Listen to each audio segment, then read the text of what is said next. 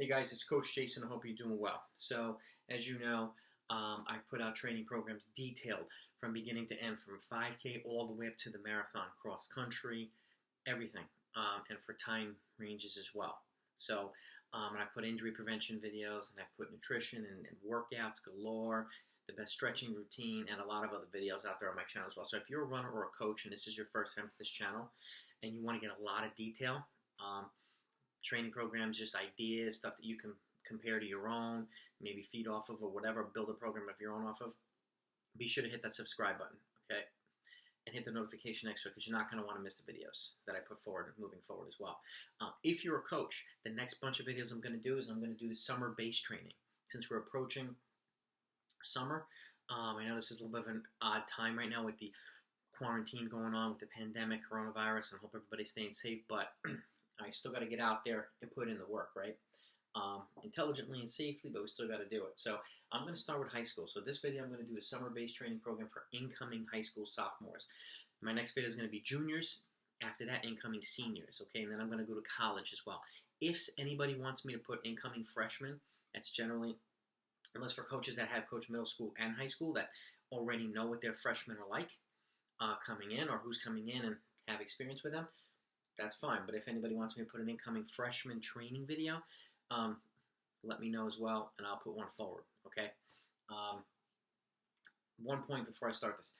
If you happen to have somebody who's, you have your group of freshmen coming back, so you have experience with them, this is what they would do going into the sophomore. If you, for some reason, have, let's say you have two sophomores who have never run before, they didn't run their freshman year, what I would do with them is train them at the freshman volume, okay? So I would take a look at the freshman high school training program as well, and train them at the lower volume and give them time to adapt. You don't want 10th graders, just because they're the same age as kids with more experience, I would train them at the year before that. And the same applies to college, or even if you have somebody, a high school senior who's never run before, you got to train them at least the junior level and give him or her a chance to adapt, okay? Same goes to college. If they come in, and most of the times it doesn't happen in college, but if somebody's coming in with no experience, you have to start them at a high school training level to give them a chance to adapt to the volume, all right? So this is a 10-week training program, okay? I kept it simple, but it gives you a chance to gradually get them in shape while we start to add a couple little components of hill running and speed development over time, so that by the time week 10 comes, and this is a 10-week program, they're pretty much ready for preseason and they're in decent shape, okay? You'll see here, incoming sophomores, they're running 5 days a week, okay? If you can get them to run 5 days a week, even if it's 5 or 6 miles a day, total volume, you've got plenty to work with, okay? In some cases, you can get them to run 6 days a week, come back even at a high volume. It really depends on what your volume preferences are for your program and what your training philosophy, but I keep it a little bit on the conservative end because it's easier to increase than have to force yourself or you force your athletes to cut back because of illness or injury, okay? So with that, week 1, again, pretty straightforward. Monday, 3 miles. Tuesday, 4 miles. Wednesday is off, okay? Wednesday's going to be a consistent off day.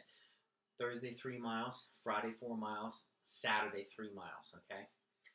And then Sunday off. So they're running 2 days and then having a day off, and then they're running 3 days and having a day off. And you'll see that consistent pattern for the most of the program. It helps develop a consistent flow, okay? Week 2, 4 miles Monday, 4 miles Tuesday. Off on Wednesday. Thursday, 4 miles. Friday, 4 miles. Saturday, 4 miles. And then Sunday off. Don't worry about the volume totals right now. They're irrelevant. Irrelevant. There's not a number that you have to hit. Some kids will require more miles. Some kids work better off of more miles. Some kids work better off of lower miles. So really it depends on who you are and who your athletes are. That's the individualized component, okay? Last thing you want is somebody who's not somebody who might be injury prone training with the high volume group, okay? You can accomplish the same goal, but you have to have an individualized component to it. It's kind of like baking a cake. Everybody's going to eat the cake, but you got to put different types of frosting on it per your athletes, okay? So week 3, a little food analogy. Week 3, Monday 4 miles, Tuesday 4 miles. Now we added 3 by 50-meter strides just to get them turning over a little bit. Wednesday's off. Thursday 4 miles. Friday 4 miles. Again, 3 by 50-meter strides. Nothing super fast. Just get them accelerating a little bit. They could walk back and do it again. Saturday 4 miles, Sundays off. Okay, so it's only 20 miles for the week, but that's fine right now. Okay, week 4, Monday 4 miles, Tuesday 4 miles, 4 by 50-meter strides. So we added 1 stride. Okay, Wednesdays off. Thursday and Friday 4 miles each, and then on Friday you have 4 by 50s again after the Friday run, and then Saturday 4 miles, Sundays off. Okay, so you see a consistent pattern here. It's just all just steady running. We didn't exceed 4 miles at any point. Okay, generally, if you're going to increase training volume, which is generally the more prominent focus in the summer, you want to do it in increments, 3 to 4 week blocks. You don't want to keep increasing every week. You want to increase and then level off to give them a chance to adapt, and then do it again, give them a chance to adapt. The same applies to intensity. You either increase volume or intensity, not both at the same time of a significant nature. That's periodization. Okay. Week 5, Monday 5 miles. We bumped it up just a little bit. Tuesday 5 miles, and then we're going to do 5 by 100-meter uphill runs. Okay, just to get them focusing on leaning into the hill by staying upright, pumping the arms, pumping the legs. Okay, treating it as a stride. Okay, nothing crazy fast. It doesn't have to be super steep. It could just be a gradual uphill. They jog down nice and easy. Okay, and then go right back and repeat. So 5 of them after you run. Wednesdays off. Thursday 5 miles. Friday 5 miles, and then you're gonna do 5 by 100-meter strides on the flats. Okay, with the same jog recovery. 5 miles on Saturday. Sunday they're off. So now we're at about 25 miles of running. Okay, which is a decent increase. But again, you're not going to see us go significantly higher than that right now. We're going to pretty much stay there within 25, 26 miles over the next 3 weeks. Week 6, 5 miles on Monday. Tuesday, 5 miles. 5 by 100-meter uphill runs again. Okay, jog equal recovery. Same exact focus and emphasis. Wednesdays off. Thursdays 5 miles. Friday 5 miles. 5 by 100 meters on the flat.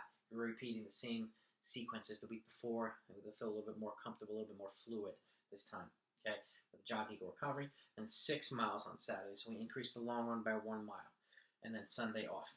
Okay, week 7, 5 miles on Monday. 5 miles on Tuesday, adding 1 uphill run. So it's 6 by 100-meter uphill runs, okay, with a jog equal recovery. Off on Wednesday, 5 miles on Thursday, 5 miles on Friday, with 8 minutes at a tempo effort pace, okay? Don't worry about the pace right now. Just go, accelerate your pace a little bit faster for 8 minutes, okay? We'll worry about pacing later on, all right? 6 miles on Saturday, Sundays off, okay? So now, we've added uphill and flat running. So we're adding a little component of speed development in this cycle here, that 3-week block, okay? That's the one thing we increase there, okay? That's the new training stimulus in the cycle, okay? Now let's go to the last training cycle, weeks 8 through 10.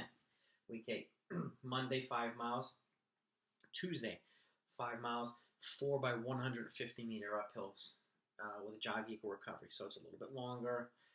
Take about 30 to 35 seconds, 40 seconds or something like that. More closer to 30 seconds or 35 seconds. But same exact emphasis, okay? Just pumping your arms, lifting the knees, staying upright while you're leaning into the hill, okay? Generally keeping the same rhythm that you would on a flat stride, okay? So it's not, you're not going crazy. They can get progressively faster as you go on, as you get fitter, okay? Wednesday you're off. Thursday 5 miles. Friday 5 miles. Now you're going to go 2 by 4 minutes efforts with a 200-meter jog recovery in between at threshold pace, which is slightly faster than tempo pace, about 10 minutes per mile faster. Okay, just efforts to get the body moving a little bit. These workouts are not going to sap you or anything like that. They're just getting you ready to transition to the harder component of training once the season starts, once you're back in school and things are going. Okay, that's one reason why I keep an easy day on Monday, especially for high school athletes. Monday tends to be an overwhelming day. I generally like to do workouts Tuesday, Fridays, or race week, Tuesday workout, Wednesday, a Saturday race or Friday race. And I like to give an easy day Monday to give the athletes a chance to kind of have an easy day to transition back into the week again after the weekend. Okay, so 6 miles on Saturday, Sunday off. Week 9, 5 miles on Monday. 6 miles on Tuesday, a 5 by 100-meter uphill run. So we just added one uphill run and 1 mile to the run. Jog equal recovery, same focus. off on Wednesday, 5 miles on Thursday, 5 miles on Friday, Saturday, 6 miles with 10 minutes of tempo. So we just added 2 minutes to the tempo. So we're alternating tempo and threshold, tempo and threshold. And that's that 10-minute tempo or the 8-minute tempo is within that run. So you give yourself about 1.5 miles to 2 miles of just relaxed running before you start accelerating. And then afterward, you just continue on. There's no stoppage. You're just going to accelerate during the run and then go right back to your easy pace after the tempo's over. Okay, and then off on Sunday.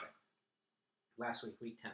6 miles on Monday, 6 miles on Tuesday with 6 by 150 meter uphill runs. Okay, just added an uphill run here with a jog equal recovery. Off on Wednesday, 6 miles Thursday. Friday, 6 miles with 3 by 3 minutes at threshold with 200 meter jog recovery. So we did 8 minutes of total threshold running here. It's 9 minutes here. So it's nothing really much longer. Okay. And then that's within the run as well. The same thing. Go for about a mile and a half to 2 miles, and then start accelerating throughout the run. 6 miles on Saturday, Sunday off. Okay. This is a pretty straightforward 10-week plan, but it gives you time to kind of get used to the mileage. Okay. And then transition, add some speed development. Okay. And this is where you're kind of building a little bit and building a little bit and building a little bit. Again, right now you have about 16 weeks if you see this video. Until the fall season starts, so you have an additional 6-week block. But this is generally the June, July, August 12-week, 10-week block or something like that, depending on when your athletes finish and how long of a break you give them and so on. So this also gives them an opportunity to transition into the harder training, like I mentioned before. And one of the things you can do in week 10, or let's say the week before they come to school, let's say if it's week 10 or 12 or 11, whatever it is, that Friday, you can also have them do 2-mile warm-up drills and strides, and then have them do a 1-mile time trial. See how everybody, where everybody stands in terms of 1 mile. Okay, and the reason why I have them do it is after a bunch of weeks of training is because it gives you a more accurate barometer of their fitness, but it also will help you set the appropriate training paces for everybody at that point.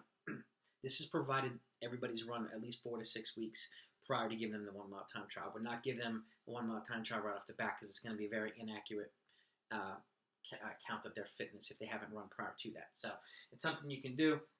And the reason why I recommend it here or when the season starts is so that setting the appropriate training paces for everybody allows you to break them up into groups, but it also ensures that everybody's recovering the same way or appropriately. Okay, the last thing you want to do is have 5-minute milers training with 4:30 milers or 5:30 milers training with 5-minute miles. The recovery is not going to be the same.